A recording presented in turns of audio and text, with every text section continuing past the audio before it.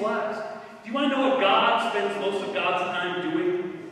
Interesting question, isn't it? I think the answer is pretty obvious. God is listening all the time. People are praying 24/7. What else is God doing? That's God's primary responsibility. And it ought to be our responsibility as well to listen, even to those who sound incoherent, even to those who don't make sense. Just listen, and listen with compassion. The greatest example of this in my life is my friend Linda, right here. I call her my mother. She's a substitute mother for me. I don't know where I would be without this person. Sometimes I tell people she is my mother, and they believe me, which is very complimentary to me, because although we are very similar, I definitely did not get her genetics for beauty, so that is unfortunate. But she's an amazing listener. And whenever I have something to say that weighs upon me, I know I can go to her, and she will listen, not in a perfunctory way, but in a way that makes me feel that my concerns are valid. I feel like more of a human being after she listens to me. And that's what the image of God looks like. I want to conclude by giving an example of how God has entered our world in order to recreate this image. Because as I've been talking today, you may be thinking to yourself, this image of God is impossible. We're never going to see it in our world. We're never going to see it in me. And you may say to yourself, Andy, you don't know my past.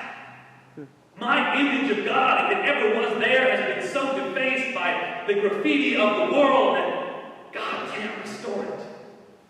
But there is good news today. God came to restore that image in you.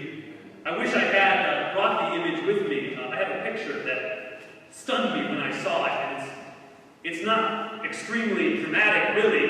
It's a picture of one of my friends from college. His name is Nolan Williams. He studied theology with me at Andrews. He graduated, and I hadn't seen him for a while, but of course I'm friends with him on Facebook, where I was. And he had a son. He and his wife had a child. The son's name was River. At 2 years of age, unfortunately, River contracted cancer.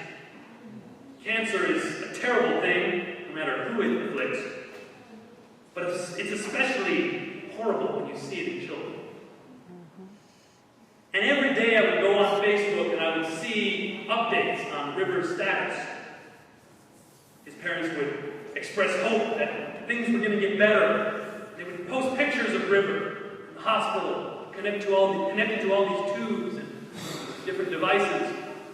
And unfortunately, River passed away as a result of that cancer. But before that happened, there was this picture that I saw one day. It was a picture of River sitting in the hospital bed. And of course, because he had chemotherapy, his head was bald. And on either side of him, there was his grandfather, Nolan's father, and Nolan. And Nolan always had beautiful hair. It was the most beautiful hair on any man I had ever seen. This long, flowing hair. But in this picture, his head was shaved, and his father's head was also shaved. They were standing there with River saying, "You may think you look weird because of the way you're suffering, but we have decided to become as much as possible just like you, so you can know you're all right." That's what Jesus has done for us. That's the meaning of the incarnation. Jesus came to this earth to become just like you. Not so that you could feel condemned, but so that Jesus could say, "It's okay. I know what it's like to be in the position that you're in. I know what it's like to suffer. And I am going to restore the beautiful, glorious image of God in you." And so it doesn't matter what you have done, what your history is. You may be the worst sinner of all. Jesus wants to be your friend. Jesus wants you to know it's going to be okay. I became like you, so you can become like me. Amen. Amen.